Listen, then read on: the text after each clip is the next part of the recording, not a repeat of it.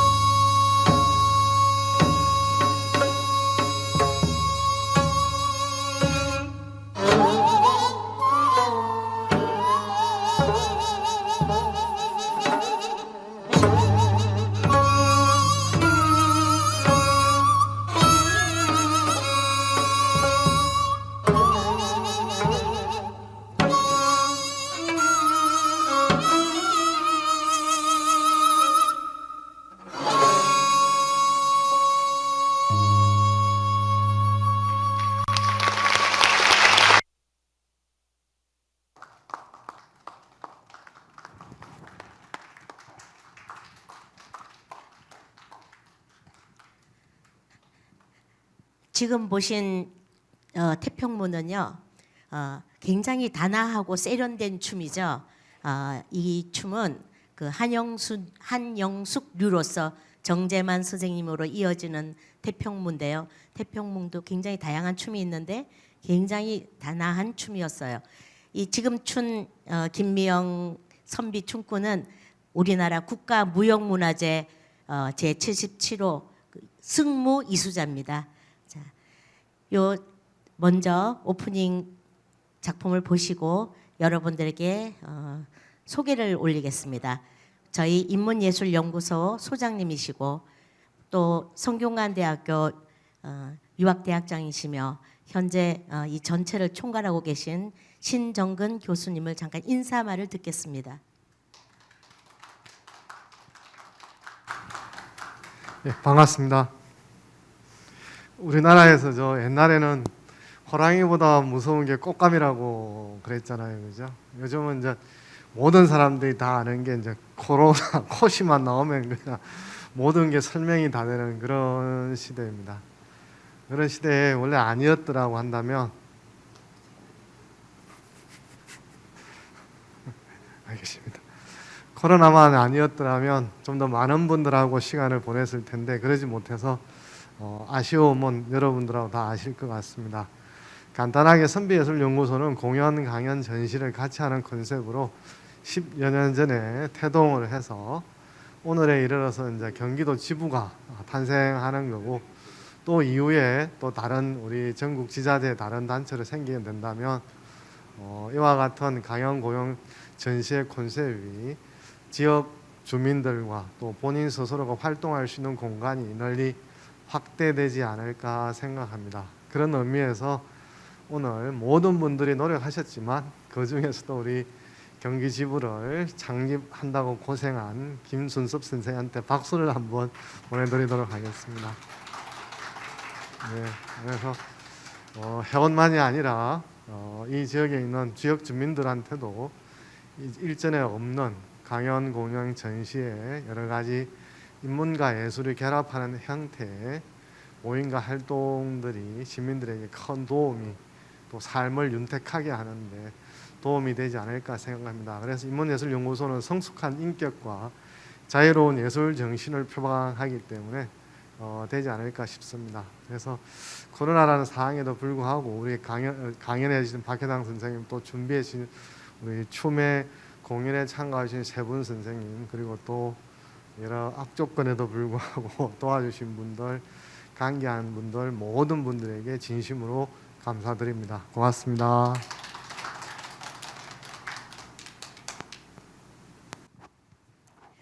다음은 선비정신과 풍류문화연구소 경기 지부장으로 초대 회장으로 지금 초대 지부장으로 있는 김순섭 우리 선비를 잠시 모셔서 인사말 듣겠습니다.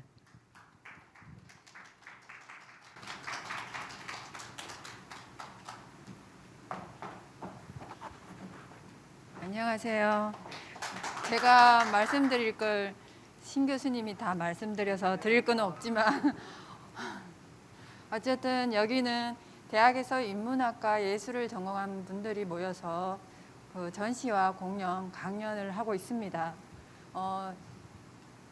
이제까지 많은 여러 해 동안 대중들에게 선보여 왔었는데요. 지금 현 시점에 외연을 확대하기 위해서 경기지부에 창립하게 되었습니다. 좀 많은 사람들이 안 와서 좀 아쉬운 점은 있지만 좀 작은 욕심이지만 세계로 나가도록 노력해 보겠습니다. 감사합니다.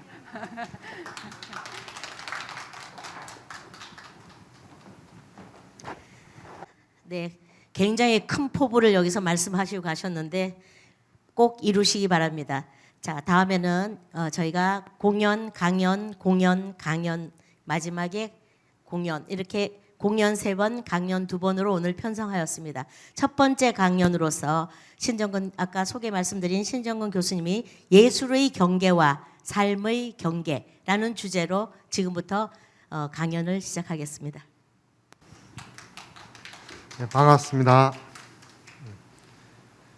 20분 안에 하는 거고 영하 시간 넘겨주는 거예요? 알겠습니다. 오늘 제목은 예술의 경계와 삶의 경계에 대해서 긴 시간은 아니고 짧은 시간 동안 이야기하도록 하겠습니다. 저쪽으로 갈까요? 예. 나중에 박사님도 이쪽으로. 예. 주제는 예술의 경계와 삶의 경계로 살펴보도록 하겠습니다. 다음 넘겨주세요.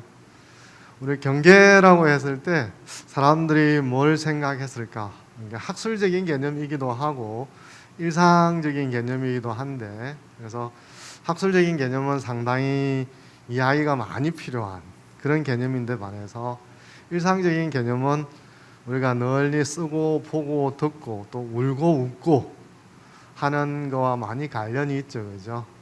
첫 번째 경계인데 이게 어딘지 아시죠? 판문점에 남북 군사 분계선을 나타내는 경계죠, 그죠? 그래서 이걸 넘어서게 되면 탈출제가 되는 그런 중요한 기준이 되는 것이죠. 다음 보겠습니다.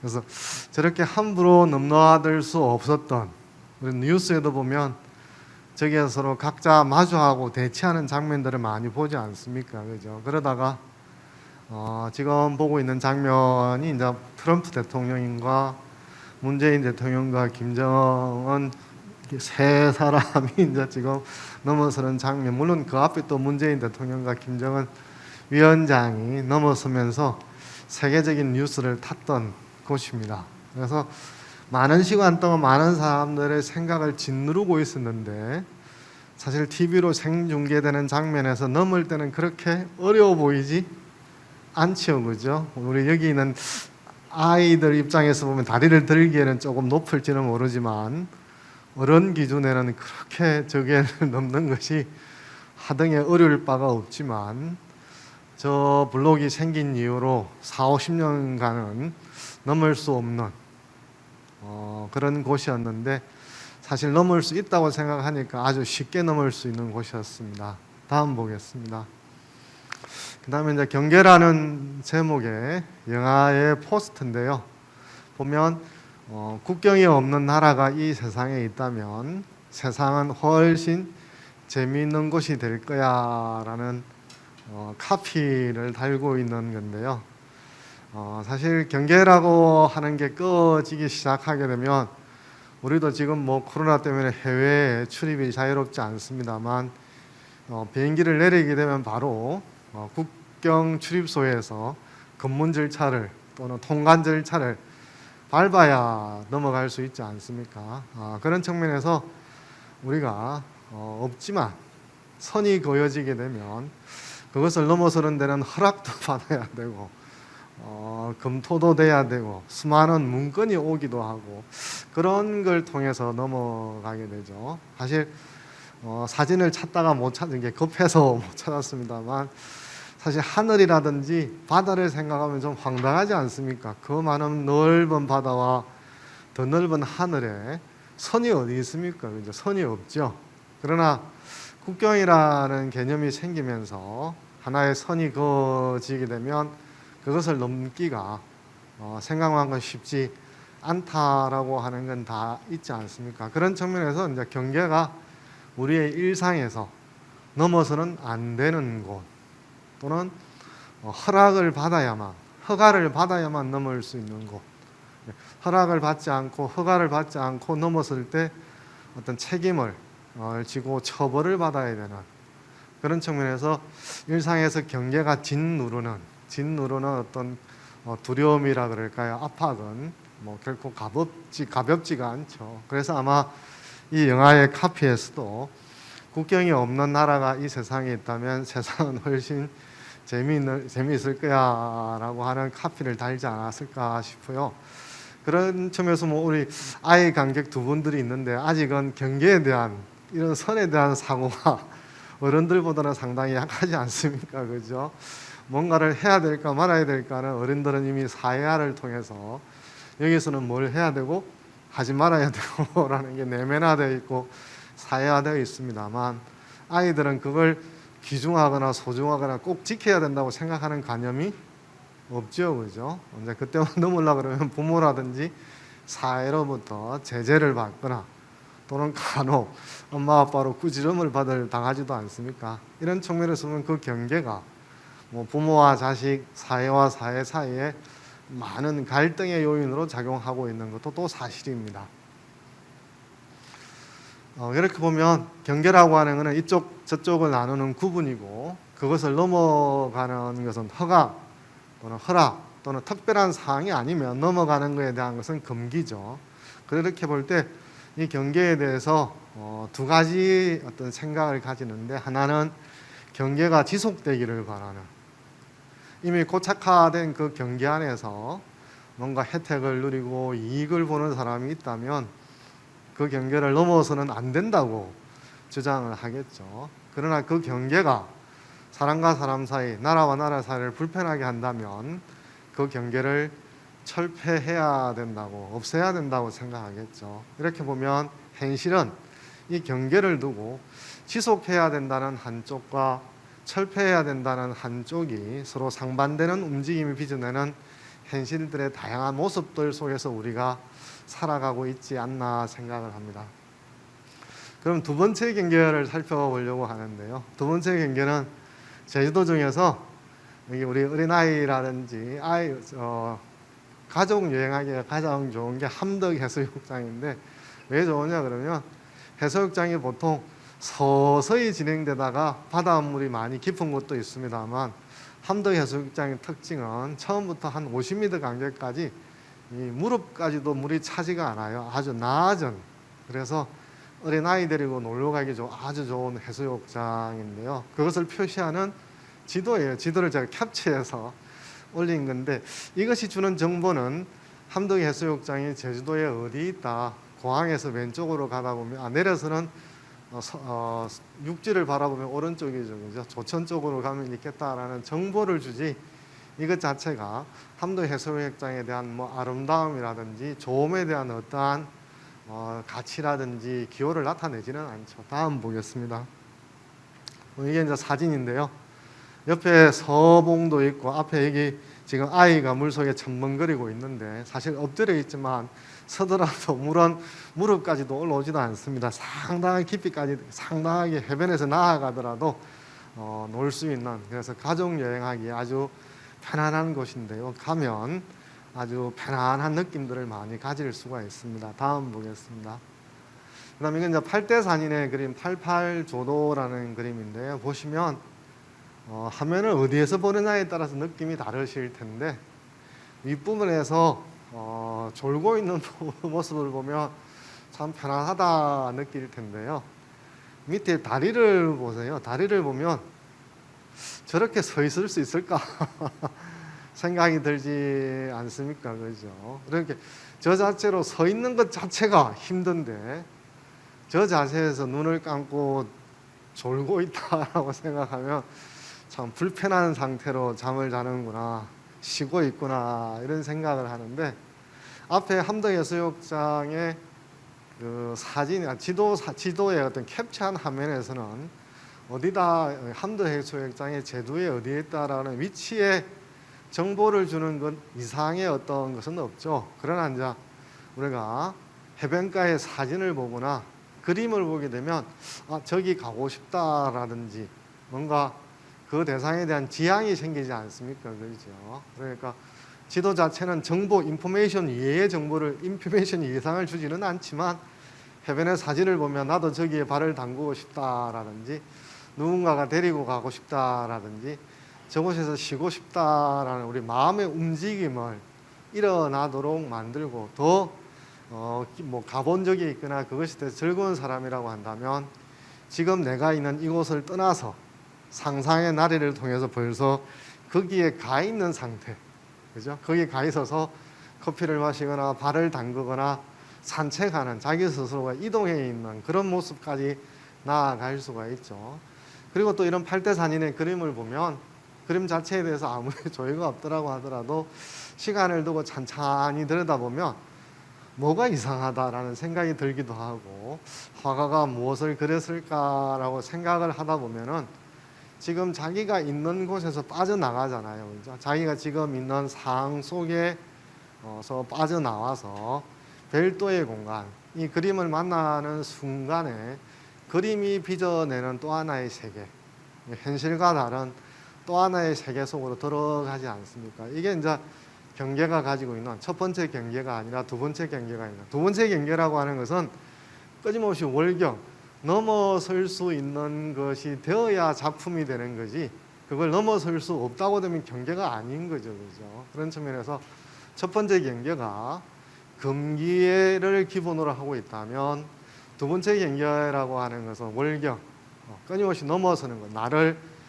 지금 있는 곳을 벗어나서 다른 곳으로 이동하는 것을 나타내는 그런 큰 차이를 가지고 있다고 할 수 있겠습니다. 이렇게 보면 지도에서 보는 것처럼 단순한 정보 전달에 그치지 않고 지금 내가 있는 곳을 전혀 의식하지 않고 떠나서 시공간으로 다른 곳으로 이동하게 만드는 거죠. 이미 월경을 하는 것이죠. 제주도의 함덕 해수욕장에 가 있거나 또는 그림의 세계 속으로 들어가거나, 방금 본 태평묘를 보다 보면은 지금까지 다른 골치 아픈 문제가 있더라도 태평묘의 춤의 세계 속으로 이렇게 시공간 속으로 이동해 들어가죠. 그러면서 이동한 곳에서 그 자체의 또 하나의 세계, 일종의 영어로 하면 another world인데 또는 another dimension인데 새로운 세계가 생겨나는 거죠. 물론 이제 아이들이 그린 그림이라든 웃기는 장면은 한번 웃고 나면 바로 튕겨져 나오죠. 그 안에 뚫고 들어갈 수 있는 게 없죠. 그러나 경계가 있는 그림은 그 새로운 세계 속으로 우리가 이입돼서 들어가게 되는데, 그렇게 생성된 세계는 현실 일상의 세계가 주는 괴로움, 짜증, 고통 이런 걸 훌쩍 뛰어넘을 수 있는 힘을 가지고 있고, 또 그 안에서 쾌감과 약동을 느끼게 됩니다. 이 쾌감과 약동은 우리가 지금 몸이 있는 일상의 세계의 의미와 질서를 생성하게 하고 고양할 수 있는 에너지를 주죠. 그러니까 우리가 BTS를 보는 순간에 갑자기 춤을 추기 시작하죠. 그죠? 그게 왜냐하면 BTS를 보기 전까지는 가만히 있어요. 그러다가 춤을 보는 순간에 벌떡 일어나서 나도 저래 봐야지라고 춤을 추지 않습니까? 그죠? 그리고 우리가 또 누군가의 아름다운 그림을 보면 갑자기 나도 그림을 그려봐야지 이런 생각을 하고, 또 아주 훌륭한 음악이나 잘 부르는 노래를 부르면 나도 불러봐야지라고 하면서 또 하나의 세계 속으로 우리가 시공간으로 이동해 들어가지 않습니까? 이게 두 번째 경계의 힘이라고 할 수 있는 거죠. 그러나 우리가 노이즈와 같은 소리, 즉 음정 박자가 전혀 맞지 않는 노래를 듣는다면 귀를 닫아버리지 않겠습니까? 그건 경계가 없기 때문에 귀를 닫아버리고 그곳으로 이동해 가지 못하는 것이죠. 그러나 두 번째가 경계가 있다라고 하는 것은 시공간의 이동과 새로운 지평, 그리고 일상에 대한 초월, 그리고 쾌감과 약동을 통해서 거꾸로 다시 현실 속의 에너지를 끊임없이 솟아나게 만드는, 그래서 하던 일을 그만두고 다른 일을 전업할 수도 있지 않습니까? 그림에 매료되면 하던 일을 때려치우고 화가로 바뀔 수도 있고 춤꾼이 될 수도 있고, 그게 바로 인문과 예술이 가지고 있는 두 번째 경계의 힘이다라고 말씀드리겠습니다. 이렇게 보면 그럼 한자를 흑독차가 있는 결자가 경계가 아니라 꼭 흑독차가 있어야 된다고 생각하는 게 뭐냐? 흑독차라고 하는 게 일종의 하나의 디멘전, 또 하나의 세계라는 것이죠.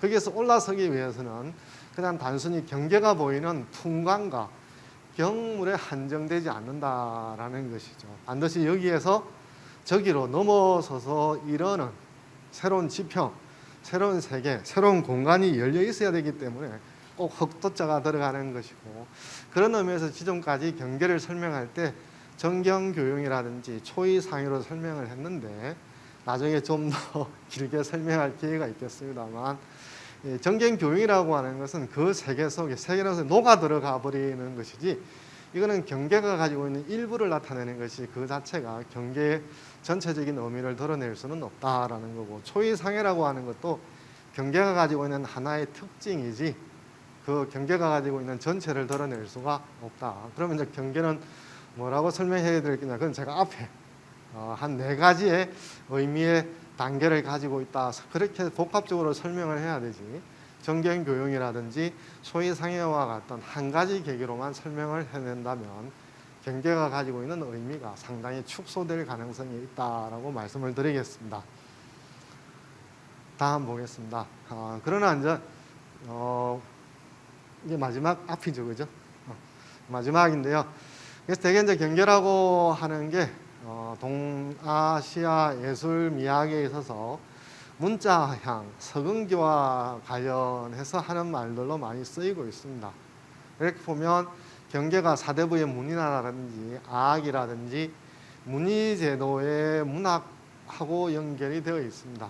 그래서 제가 이제 고민하는 것은 지금 현재는 사대부의 세계도 아니고 대중예술, 대중미학 또는 디지털 예술이 세상의 새로운 어떤 흐름으로 등장하는 시대지 않습니까? 그럼 그런 시대에 전통적인 경계라고 하는 개념들을 어떻게 이제 설명을 해야 될까? 여전히 서근기와 문자향과 서근기를 전제로 hen채 설명을 해야 될까라는 건데요. 그런 측면에서 동아시아 전통의 예술 미학의 중요한 개념인 경계를 새롭게 이제 해석할, 즉 대중예술과 대중문화의 세계와의 연속성이라는 측면에서 새롭게 설명을 해야 될 도전에 직면해 있다라고 말씀을 드리고, 그런 측면에서 우리가 이제 생각해야 될 개념 중에 하나가 이제 재미라는 개념이죠. 재미라는 게 단순히 그냥 웃기고 턱이 아프고 한바탕 웃음 짓는 것으로 말하는 것이 아니라 우리가 한바탕 재미를 느끼고 나면 삶의 활력을 느끼지 않습니까? 그런 측면에서 재미의 의미를 좀 더 세분화시키고 구분한 상태에서 경계와 어떻게 이제 접합을 시킬 수 있을까라고 한다면 경계가 대중문화와 대중예술의 시대에서 새로운 개념으로 새롭게 탄생할 수 있는 계기가 되지, 문자향과 서근기만을 강조하게 된다면 이미 이제 지난 세대에 글에 섰다라는 설명의 틀밖에 되지 않을 것 같습니다. 그런 측면에서 경계라고 하는 게 동아시아 예술 미학을 설명해 주는 폭넓은 개념이었고, 좀 더 지금까지 설명이 되고 있습니다만 많은 것들이 정경교육이라든지 초이상해식으로 설명이 되고 있는 한계를 가지고 있어서 약간 선명하지가 않습니다. 그래서 좀 더 제가 개념적으로 장차 생각하는 게 이걸 좀 더 어떻게 전통적 어떤 예술과 미학에서 경계를 어떻게 좀 더 명확한 방식으로 설명을 시도할까라고 하는 게 장차의 논문으로 계획을 하고 있고요. 그러면서 이제 또 하나의 이제 숙제가 그러한 경계를 대중예술의 시대, 대중문화의 시대에 다시 얼마나 또 재해석해낼 수 있을까, 두 가지 과제를 가지고 있습니다. 그래서 오늘은 1단을 여러분들과 제가 지금까지 간단하게 생각하는 시간상 생각하는 1단을 소개해드리고, 다음 기회가 된다면 좀 더 완전한 글로 더 많은 시간을 통해서 설명해드리도록 하겠습니다. 2분을 아꼈습니다. 고맙습니다.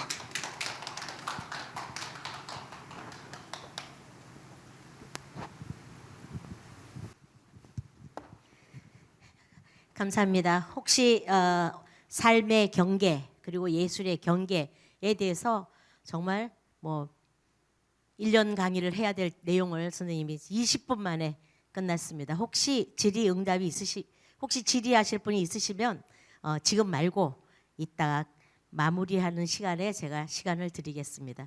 자, 감사합니다.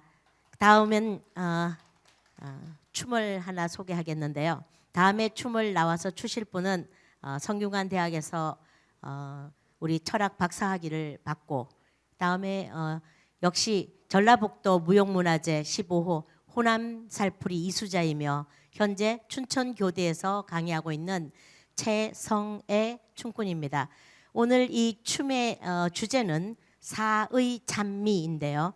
사의 찬미에 대한 얘기를 제가 잠시 소개를 드리고 춤을 구경을 하시기 바랍니다. 사의 찬미라는 말은 일제시대 우리 그 당시에 윤심덕이라는 사람이 있었어요. 그 사람이 우리나라 처음으로 여류 성악가였어요. 근데 조선 총독부에서 유학을 보내줘서 일본으로 유학을 갔는데, 일본 가서 유학을 하면서 극작가인 김우진이라는 남성을 사랑하게 되었는데, 두 사람의 사랑이 그 당시에는 자유연애였기 때문에 일반적인 그 시대상하고 경계가 있었던 거죠. 지금 교수님이 설명해 준 경계가 거기에 적용해서 자유연애가 사람들의 비판을 받는 시점이기 때문에 그것을 견디지 못하고 두 사람은 돌아오면서 배 안에서 현해탄에서 두 사람이 같이 몸을 던져 자살을 했대요. 근데 그것이 사실인지 아닌지에 대해서는 아직까지 분명하진 않지만 그때 배에 탄 명단 중에 두 사람이 사라졌고 그 두 사람은 집만 남아 있고 방문이 열려 있고 없어졌다.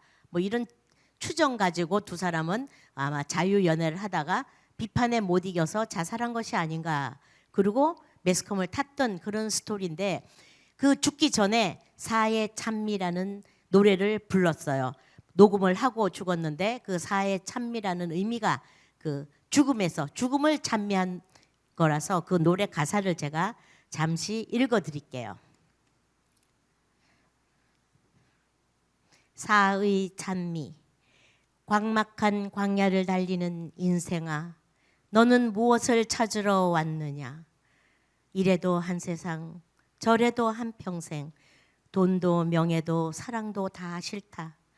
녹수 청사는 변함이 없건만 우리 인생은 나날이 변했구나. 이래도 한 세상, 저래도 한 평생, 돈도 명예도 사랑도 다 싫다. 이래도 한 세상, 저래도 한 평생, 돈도 명예도 사랑도 다 싫다. 이게 사의 찬미의 가사인데 이걸 가지고 최성애 선비춤꾼이 창작물을 직접 만들었습니다. 그래서 오늘 이 자리에 사의 찬미 창작물을 이 자리에 올리겠습니다. 여러분 박수로 맞아주시기 바랍니다.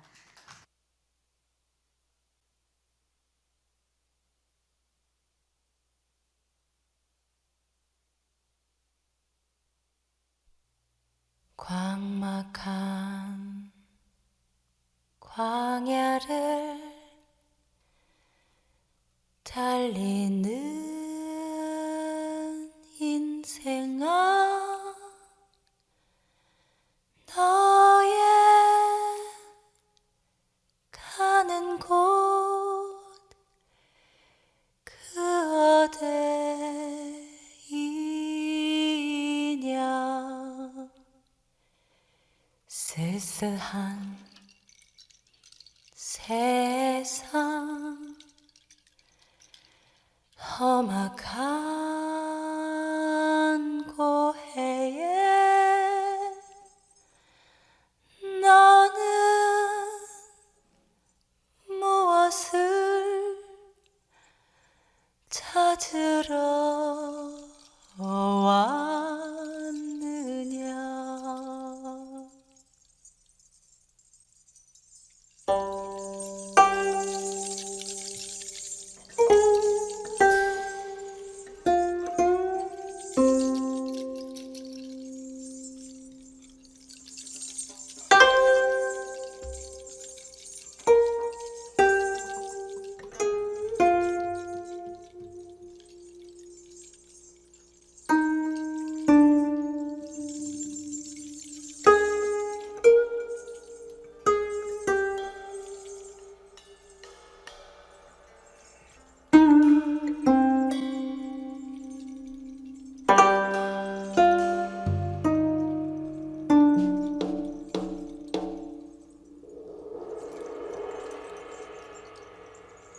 녹수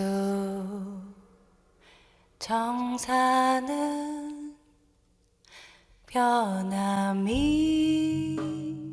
없건만 우리 인생은 나날이 변했다. 이래도 한 세상, 저래도 한 평생, 돈도 명예도 사랑도 다 싫다. 눈물로 된 이 세상이 나 죽으면 그만일까. 행복 찾는 인생들아, 너 찾는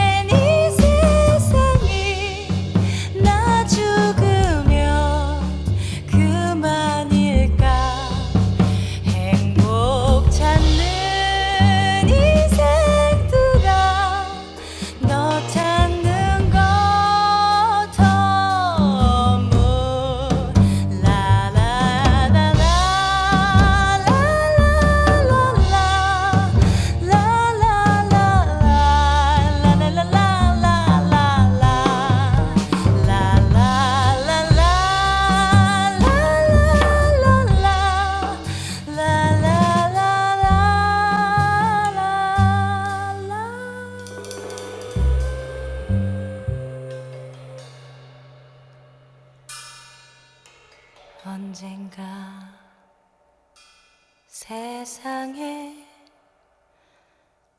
내 모습 던질 때 모든 괴로움 사라져 버린다.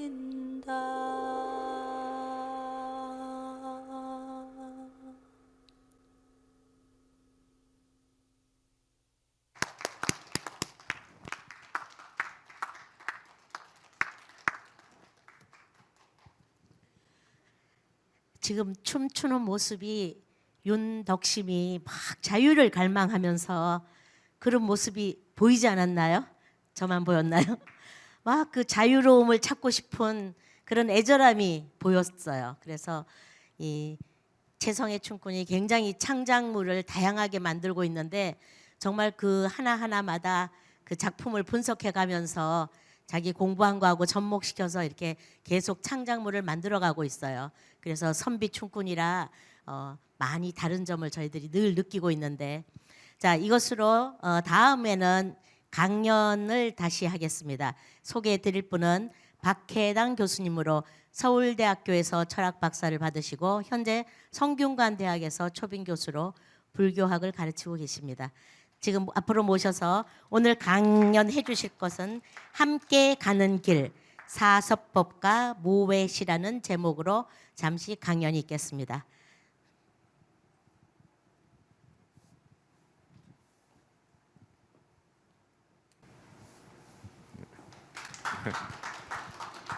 네. 제가 이 학회이면서 또 연구소이면서 그렇죠. 여기하고 한 2, 3년 전에 처음 와가지고 한번 짤막하게 강연을 하면서 이제 인연을 맺은 적이 있습니다. 그래서 오늘 또 뜻깊은 자리에서 이렇게 말씀을 드리게 되니까 뭐 전생에 인연이 좀 깊은가 이런 생각이 좀 들기도 합니다. 근데 지난번에 할 때는 칠판을 놓고 그냥 이렇게 써가면서 얘기를 했기 때문에 오늘도 그냥 그럴 줄 알고 특별히 강의 자료를 준비해 오진 않았습니다. 그런데 말씀드릴 내용이 그렇게 어려운 것이 아니기 때문에 그냥 조금 집중해서 들으시면 충분히 이해를 하실 거라고 생각을 하고 진행을 하겠습니다. 이제 조금 전에 우리가 사회 찬미를 이제 보았지만 종교, 그러니까 저는 이제 불교 철학을 전공하는 사람이니까 아무래도 이제 종교적인 그런 부분들에 대해서 많이 이제 관심을 가지고 보게 되는데, 종교에서 얘기하는 가장 중요한 문제, 해결하고자 하는 가장 중요한 문제가 결국은 죽음의 문제죠. 그러니까 인간의 가장 큰 비극이 뭘까라고 생각을 해보면 죽는다는 걸 미리 안다는 거예요. 그러니까 다른 동물들이나 뭐 이런 존재들은 뭐 코끼리는 뭐 미리 알지 어쩔지 모르겠지만 자기가 죽는다는 걸 미리 아는 존재가 없죠. 근데 인간은 그걸 미리 알아요. 그리고 이제 거기서부터 고뇌가 막 시작이 되죠. 이른바 이제 생로병사라고 하는 것 중에서도 가장 큰 문제는 이제 죽음의 문제거든요. 그리고 이제 그런 죽음의 문제 때문에 영생을 꿈꾸기도 하고, 이 세상을 떠난 다른 뭐 세계에서 영생을 꿈꾸기도 하고, 또 장자처럼 뭐 어차피 다 이렇게 뭐 없던 데서 와가지고 없던 데로 다시 돌아가는 거다라고 하면서 또 죽음을 관조하기도 하고, 공자님처럼 사는 것도 모르겠는데 내가 죽은 걸 어떻게 하냐 이렇게 하면서 이제 그냥 삶에 집중하는 그런 뭐 답도 우리가 볼 수가 있습니다.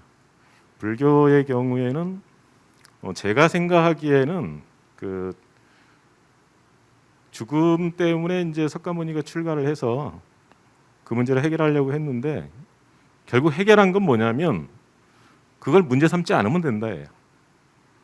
죽음을 문제 삼기 때문에 괴로운 것이지 그걸 그냥 존재의 당연한 그 양상으로 받아들이고 이제 그럼 남는 문제는 뭐냐? 어떻게 살 것이냐라는 게 남죠. 어떻게 사는 문제가 더 중요하다라고 얘기를 하는 거거든요. 그리고 이제 불교가 발전하면서 대승불교가 등장을 합니다. 오늘 말씀드리려고 했던 주제가 대승불교에서 내세운 이제 가장 이상적인 구도자가 보살이죠. 보살인데 그 보살이 대중들과 함께하는 그런 이제 방법 4가지를 얘기를 해요. 사서법이라고 하는 게 중생들을 이렇게 끌어안는 4가지 방법이라는 뜻으로 이제 사서법을 얘기를 합니다. 그 중에 첫 번째가 보시예요. 베푸는 거죠. 베푸는 것이고 그 베푸는 것 속에서 3가지를 얘기를 합니다. 일단 진리를 전하는 게 있죠. 그걸 이제 법시 그렇게 얘기를 합니다. 법이라는 게 진리를 얘기하거든요. 그 진리의 가르침을 사람들에게 전하는 것. 이게 법시라는 게 있고 그 다음에 재시라는 게 있어요. 재는 재물을 이야기합니다. 그 물질적으로, 경제적으로 사람들을 돕는 것. 이게 재시라고 하는 거예요. 대개 이 2가지는 많이 알고 있는데 3번째 건 잘 몰라요. 그게 뭐냐면 무외시라는 게 있습니다. 무외라고 하는 건 뭐냐면 없을 무자에다가 두려울 외자예요. 그러니까 두려움을 없애주는 보시입니다. 불안해하고 뭔가 공포에 이렇게 떠는 사람들에게 그 마음을 다독거려서 두려움이 없게 해주는 거. 그 요 3번째 무외시가 오늘날의 이제 어떤 이런 코로나 같은 정말 어려운 시절에 살아가는 사람들에게 정말로 필요한 게 무외시가 아닌가라는 생각을 하고 여기에서 또 어떤 예술의 사회적인 가치를 또 이 무외시라고 하는 걸 통해서 또 찾아볼 수 있지 않을까라는 생각을 또 합니다. 조금 이따가 이제 말씀드리고 2번째는 애어라는 겁니다. 애어는 그 사랑할 애자에다가 말씀 어자예요. 그러니까 사랑하는 말을 해주는 겁니다. 좋은 말을 해주는 거죠. 사람들에게 그 막 악다구니 쓰는 그런 말을 하는 게 아니라 사람들한테 부드럽고 따뜻하고 사랑받고 있다는 느낌을 주는 그런 말을 하는 거. 이게 애어라고 하는 게 있습니다. 그리고 3번째는 리행 그래가지고 이로울 이자에다가 행할 행자입니다. 말 그대로 이롭게 해주는 거예요. 그 다른 사람들이 이로움을 얻을 수 있도록 다른 사람들 이롭게 해주는 행위. 이게 3번째 이행이라고 하는 그 행위입니다. 그리고 4번째가 동사라는 게 있어요. 같을 동자에다가 일 사자. 그래서 같이 일을 하는 겁니다. 그러니까 어떤 사람 우리가 이제 보통 동체 대비라는 말을 해요.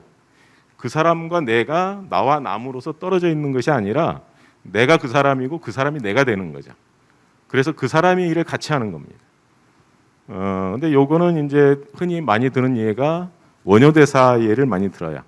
원효대사 같은 경우에 보면 승려였지만 이제 스스로 그 파괴를 하죠. 요속공주하고 이제 관계를 가지면서 이제 파괴를 해요. 그러면서 이제 자유롭게 대중들 속에 뛰어들어가 가지고 자유롭게 이렇게 대중들을 위해서 법을 설하고 또 뭐 춤도 추고 뭐 하면서 이렇게 대중들을 교화하는 이것을 이제 동사의 아주 좋은 예로 이렇게 얘기를 합니다. 예술이 가지는 또 하나의 가치를 동사라고 하는 측면에서도 볼 수 있겠다는 생각이 들어요. 그래서 이제 이 무외시하고 동사라고 하는 그 2가지 측면에서 아무래도 이제 예술 철학과 관련된 자리이기 때문에 말씀을 조금 더 드리겠습니다. 동사를 이제 먼저 말씀을 드리면 아까 이제 우리가 2가지 춤을 이렇게 이제 보았는데 서로 뭐 옷부터 뭐 몸 동작이나 이런 것들이 다 다르죠. 그리고 또 뭐 다른 예술 장르에서도 여러 가지 다양한 모습들을 볼 수가 있습니다. 그리고 아까 우리 이제 신정근 선생님이 말씀하셨던 것처럼 우리가 그런 예술들을 보면서 자기도 그 세계 속으로 이렇게 넘어가는, 그죠? 월경에서 그야말로 그 세계를 이렇게 즐기거나 체현하는 그런 경험을 할 수가 있죠. 그게 불교적인 그런 사서법의 관점에서 보자면 이걸 동사라고 얘기할 수 있겠다는 생각이 듭니다. 그러니까 내가 직접 왕이 되지는 못하지만 뭐 어떤 왕이 된 사람이 연기를 하는 걸 보면서 그걸 내가 대리 체험을 하죠. 그리고 그 내가 뭐 저 같은 사람 아니 뭐 몸치기 때문에 춤을 거의 못 춥니다. 춤을 거의 못 추지만 다른 사람이 이렇게 멋있게 아름답게 정말 내가 표현하고 싶은 어떤 그런 몸 동작을 이렇게 내 눈앞에서 그걸 보여줄 때 그걸 통해서 내가 그 사람이 되고 그 사람이 내가 되는 그러면서 이제 서로가 그 자기의 영역을 넘어서서 이제 같은 어떤 경험을 하게 되는 그런 것을 느낄 수가 있죠. 그런 점에서 예술이 대중들에게 주는 큰 아주 귀한 가치 중에 하나가 내가 그것이 될 수 있는 기회를 준다는 거예요. 내가 그것이 될 수 있는 기회를 주는 그런 어떤 동사의 그 좋은 예가 될 수 있지 않을까 그런 이제 생각이 듭니다. 그리고 이제 무외시는 이제 두려움을 없애주는 거죠. 사실 예술이 제가 생각하기에 예술이 사회적으로 가장 가치 있는 게 뭘까라고 하는 걸 생각할 때 물론 이제 예술가가 자기의 어떤 그런 예술적인 욕구라든가 뭐 이런 것을 표현하고 그걸 통해서 자기 완성을 하고 자기 만족을 느끼고 이게 일단 가장 중요하겠죠. 뭐 자기가 좋아하지도 않는데 그걸 하면 그걸 가지고 사람들을 감동시키기도 어려울 것이고 그건 오히려 이제 즐거운 게 아니라 괴로움이 되는 거죠. 하기 싫은 걸 억지로 해야 되니까. 그래서 일단은 예술가 자신의 어떤 자기 만족, 자기 충족, 자기의 성취감 이런 것들이 이제 우선이 돼야 되겠지만 그걸 통해서 또 대중들에게 그 많은 위로를 주죠. 그러니까 아까 이제 이 춤을 보면서 죽음이라고 하는 것이 사실 굉장히 두려운 것이지만 또 동시에 그 죽음이라고 하는 것을 다른 식의 어떤 역동적인 방식으로 해석을 해냄으로써 아 죽음을 다르게 볼 수도 있겠구나 이렇게 어떤 역동성을 가지고 새로운 어떤 그 어떤 희망 같은 거란 것을 보는 그런 식으로 해석을 하고 그걸 이렇게 표현해 줄 수 있겠구나라는 것을 그런 것들을 보면서 이제 우리가 마음속으로 어떤 두려움을 좀 덜어내고 위로를 받을 수가 있죠. 그다음에 아주 고통에 이제 빠져 있는 사람들에게 그 쇼생크 탈출이라는 영화에 보면은 그 유명한 장면이 있죠.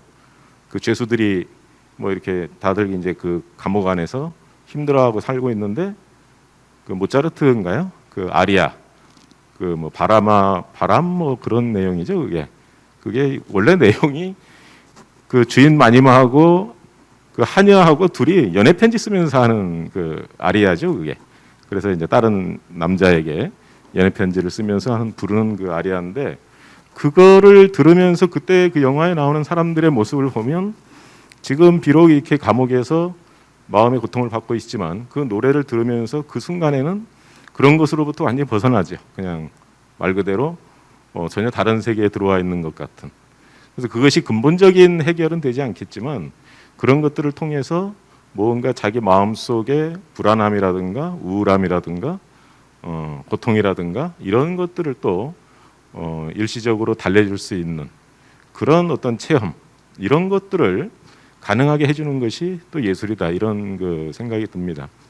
그래서 예술 자체가 예술가의 어떤 자기 만족이라든가 자기 성취 이런 것들보다 그런 어떤 뭐 사회적인 가치 이거를 우선해야 될 필요는 없다고 생각을 해요. 또 그럴 수도 없다는 생각을 합니다. 그러니까 아까도 말씀을 드렸던 것처럼 자기 만족이 없는 예술은 그거는 그냥 노동이죠. 그냥 노동이고 그걸 가지고는 뭐 다른 사람들에게 위로를 줄 수도 없고 그거를 뭐 감동을 주기도 어렵다라고 생각을 하기 때문에 일단은 예술가의 자기 충족, 하여간 이게 가장 중요한 부분이라고 생각을 합니다. 그렇지만 또 그런 걸 통해서 고립되어 있는 것이 아니라 그런 행위들을 통해 가지고 또 다른 사람들에게 자기가 의도하였던 의도하지 않았던 간에 다른 사람들에게 그렇게 큰 감동을 주고 그걸 통해서 그 사람들의 마음을 어루만져 줄 수 있다면 그것이 또 이제 보살이 행한다고 하는 그런 큰 보시 중에 하나다. 이제 그 점을 이제 얘기할 수가 있겠습니다. 특히 저같이 몸친 사람은 사실 이 춤추는 분들을 보면 굉장히 좀 부럽기도 하고 또 좀 놀랍기도 하고 그래요. 어떻게 저렇게 표현을 하지라는 그런 그 몸의 움직임이라든가 이런 걸 보면서 그래서 뭐 이제 꿈속에서는 뭐 가끔 이렇게 춤을 추기도 하지만 현실에서는 뭐 거의 따라갈 수가 없기 때문에 그리고 제가 이제 보았던 그런 그 경험들이 아직도 기억이 나는 것들이 있습니다. 제가 대학교에 다닐 때 이제 제가 불교학생회에서 활동을 했었는데 그때 그 창립법회 이제 그 이제 축제를 하면서 승무를 하는 분을 한 분 이렇게 초빙을 해가지고 승무를 본 적이 있어요. 저는 이제 뭐 조재훈 씨의 그 유명한 시로는 뭐 봤고 또 최승희 씨의 뭐 아주 뛰어난 춤에 대한 이야기 뭐 이런 얘기는 이제 글로 많이 이제 봤는데 실제 승무를 본 거는 그때가 처음이었어요. 그때 그 세종대학교에 대학원 다니던 분이 와서 이렇게 했었는데 이렇게 버선발이 이렇게 올라가는데 그 올라가는 그 버선 코에가 정말로 온 우주가 이렇게 얹혀 있는 듯한 그런 느낌을 받았었어요. 아주 빨리 올리는 게 아니라 천천히 이렇게 올리죠. 천천히 이렇게 버선 코가 이렇게 올라가는데 그러면서 갑자기 딱 멎어요. 탁 멎는데 그 순간에 정말로 거기에 온 우주가 그냥 그 위에 다 얹혀 있구나라고 하는 그런 감동을 받은 적이 있고 지금도 아직도 생생합니다. 그때의 그 감동이 아직도 생생해요. 그래서 제가 뭐 살아가면서 뭔가 좀 메말라 간다는 느낌이 있거나 아니면 좀 우울해하거나 이럴 때 이제 뭐 옛날에 봤던 영화도 생각하고 뭐 이제 시도 다시 읽어보기도 하고 노래도 뭐 이렇게 흥얼거리기도 하고 그러면서 또 이제 그때와 같은 그런 어떤 그 순간의 감동 이런 것들이 이제 아직도 머릿속에 남아 있기 때문에 그런 걸 통해서 또 이제 그 어떤 치유를 이렇게 스스로 좀 하는 그런 이제 도움을 받기도 합니다. 그런 점에서 뭐 모든 사람에게 어떤 예술적인 가치가 보편적으로 다 뭐 동의할 수 있는 것은 아니겠지만 그래도 제가 생각하기에는 매우 많은 부분에서 그리고 매우 많은 사람들에게 그 예술이라고 하는 거는 그 마음의 위로를 주고 어떤 그런 불안이라든가 공포라든가 뭐 두려움 이런 것들을 좀 그냥 단지 잊어버리는 것뿐만이 아니고 너무 한 문제에 매몰되어 있다 보면 사실은 해결책을 찾을 수 있는데도 찾지 못하는 경우들이 있어요. 그럴 때 이제 잠시 그 문제를 좀 내려놓고 다시 이렇게 보게 되면 그 전에 생각하지 못했던 새로운 해결책이라든가 뭐 아니면 이제 벗어날 수 있는 길 이런 것을 발견할 수도 있게 되거든요.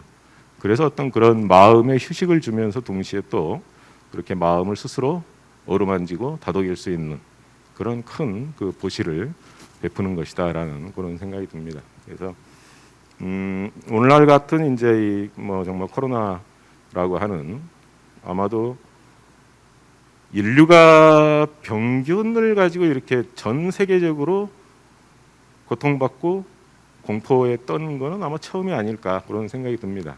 물론 뭐 예전에 패스트 같은 게 뭐 전 유럽을 초토화시키고 뭐 이런 이제 경험이 있긴 했지만 지금은 뭐 이제 전 세계가 다 그렇게 되고 있지 않습니까? 그죠?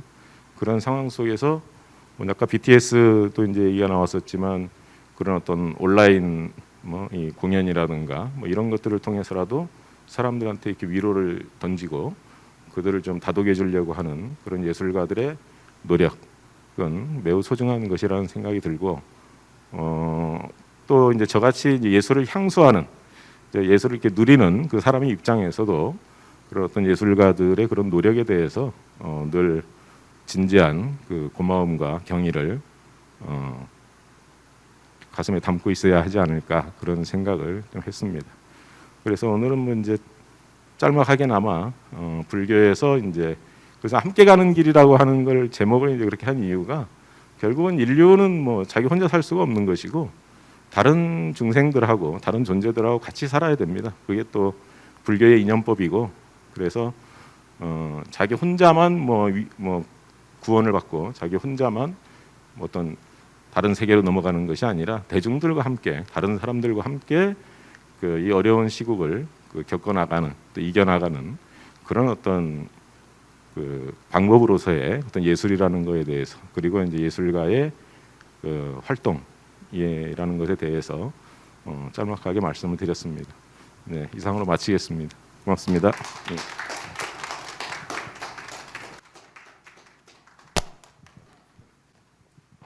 감사합니다. 자, 우리 오늘 주제가 선비들이 빚어낸 풍류놀이지요. 선비는 사실 지식인이 선비라고 할 수 있겠는데 저희 자체를 춤꾼들도 전부 다 박사학위를 받았기 때문에 제가 선비춤꾼이라고 소개를 했는데 우리 사실은 지식인들이 해야 할 일들을 얘기해 주신 것 같아요.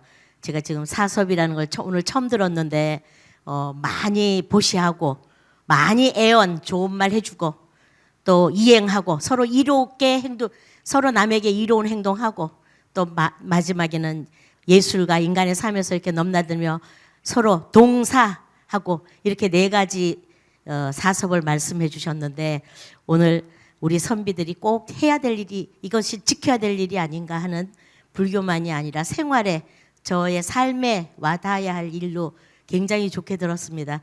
감사합니다. 자, 마지막으로 한 작품이 남았습니다. 마지막 작품은 교방 국거리 춤입니다. 교방 국거리 춤 중에서도 김수학류로서 김경란 선생님이 이어가신 춤인데 원래 이 진주 지방에서 유행하던 춤입니다. 그래서 한쪽은 원래 국거리 춤인 춤에다가 거기다가 소고춤을 접목시켜서 김수학 선생님이 김수학류로 만들어진 춤이라서 굉장히 조금 일반적인 그 국거리 춤하고 약간 달라요. 소고를 들고 춤을 추는데 이 손목의 춤 사이가 굉장히 아름다워요. 그 손목의 선을 좀 집중적으로 봐주시고 그리고 오늘 춤을 추실 춤꾼 이용희 춤꾼은 성균관대학에서 역시 철학 박사 받으시고 또 전라북도 무형문화재 15호 호남 살풀이 이수자이며 또 똑같이 최성애 박사하고 똑같이 지금 춘천교대에서 강의하고 있습니다. 자, 오늘 마지막 작품으로 이용희 춤꾼을 모셔서 춤을 감상하겠습니다. 마지막에 큰 남은 힘 다 합쳐서 크게 박수 쳐주십시오.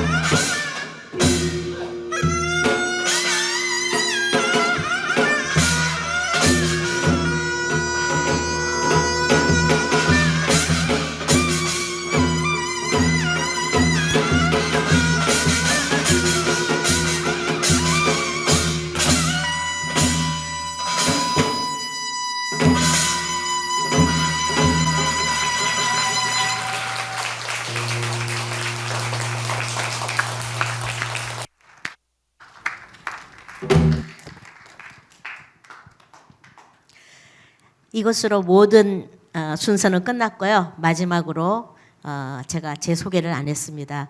제 소개를 처음에 하면 기억에서 사라지기 때문에 제가 소개를 마지막에 합니다. 저는 역시 동양철학과에서 박사를 한 박사 선비고요.